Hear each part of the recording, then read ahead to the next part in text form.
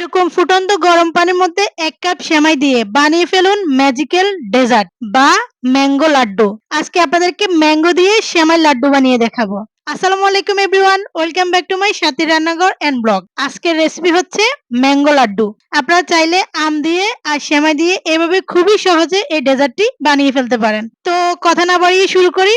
প্রথমে আমি চুলাতে একটি ফ্যান বসিয়ে দিয়েছি আর ফ্যানের মধ্যে দিয়ে দিলাম ১ কাপ পানি। পানিটাকে আমি ফুটিয়ে নিয়েছি আর সাথে দিয়েছি ২টি এলাচি। পানিটা ফুটে উঠেছে, এখন দিয়ে দিলাম ১ কাপ সেমাই। যেকোনো লাচ্ছা সেমাই দিলেই কিন্তু হবে। এখন লাচ্ছা সেমাইটাকে আমি একটু ভালো করে নেড়ে ছেড়ে নিচ্ছি পানিটা শুকিয়ে যাওয়া পর্যন্ত। দেখুন পানিটা শুকিয়ে গিয়েছে আর সেমাইটা একদম মাখা মাখা হয়ে গিয়েছে। এখন আমি অ্যাড করলাম 1/2 কাপ গরুর দুধ। দুধটা আমি আগে থেকে জাল করে রেখেছি।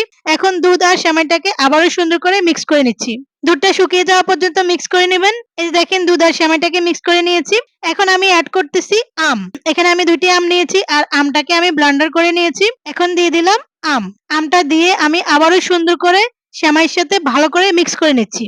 সুন্দর করে ভালো করে একদম পারফেক্ট ভাবে মিক্স করে নেবেন। প্রায় ২-১ মিনিটের মতো এভাবে মিক্স করে নেবেন। আর চুলার আঁচটা কিন্তু এই সময় মিডিয়াম টু লোতে থাকবে। এখন দিয়ে দিলাম ৩ টেবিল চামচ চিনি। মিষ্টিটা হচ্ছে আপনাদের পছন্দ অনুযায়ী। আপনারা যে যেমন মিষ্টি খেতে পছন্দ করেন সেই অনুযায়ী মিষ্টিটা দিবেন। চিনিটা দিয়ে আমি আবারও সবকিছু ভালোভাবে মিক্স করে নিচ্ছি। আর এখন কিন্তু ২ থেকে ৩ মিনিটের মতো এটাকে ভালো করে জাল করে নিব। চিনি দেওয়ার কারণে যে একটা পানি বের হয়েছে যেন ওটা শুকানো পর্যন্ত আমি ভালো করে মিক্স করে নেব। তো দেখেন আমি চিনির পানিটা শুকিয়ে নিয়েছি আর ভালো করে মিক্স করা হয়ে গিয়েছে। আর আমি কিন্তু এখানে সামান্য একটু ফুড কালার ব্যবহার করেছি। আসলে সেটা কোনো কারণে স্কিপ হয়ে গেছে। এখন আমি দিয়ে দিলাম সামান্য একটু লবণ।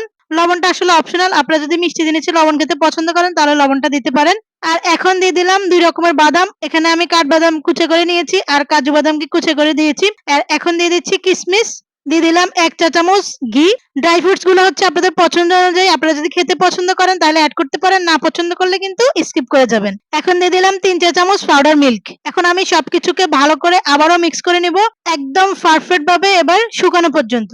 এই যে দেখেন কড়াইয়ের সাথে কিন্তু আমার ডোটা কিন্তু লেগে যাচ্ছে না। তার মানে আমার ডোটা কিন্তু পারফেক্ট ভাবে হয়ে গিয়েছে। এখন আমি এটাকে নামিয়ে ঠান্ডা করে নেব। ডোটা কিন্তু ঠান্ডা হয়ে গিয়েছে আর এতটাই ঠান্ডা হয়েছে যেমন আপনি হাত দিয়ে কিন্তু এভাবে রাউন্ড শেপ করে নিতে পারেন। আপনার হাতে সহ্য করার মতো করে ঠান্ডা করে নেবেন। একদম বেশি ঠান্ডা করতে যাবেন না, তাহলে কিন্তু আবার একদম শক্ত হয়ে যাবে। তা আমি এভাবে লাড্ডু সিস্টেমের করে বানিয়ে নিচ্ছি। তো দেখুন এভাবে আমি সবগুলো লাড্ডু বানিয়ে নিয়েছি। এভাবে রাউন্ড করে বানিয়ে নিয়েছি।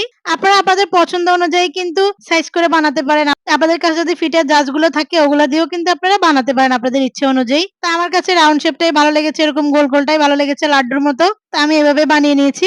আমি সবগুলো লাড্ডু বানিয়ে নিয়েছি আর এখন এটাকে আমি একটু ডেকোরেশন করব। তার জন্য আমি উপর দিয়ে দিলাম ১ মুঠ খানিক সেমাই। সেমাই দিয়ে আমি সুন্দর করে এভাবে একটু নেড়ে ছেড়ে নিচ্ছি যাতে করে লাড্ডুগুলোর গায়ে সম্পূর্ণভাবে সেমাইটা পারফেক্ট ভাবে লেগে যায়। তো দেখেন সেমাইগুলো কিন্তু সুন্দর করে লেগে গিয়েছে। এখন আমি আপনাদেরকে একটু পরিবেশন করে দেখাচ্ছি। তো দেখুন আমার লাড্ডু একদম রেডি।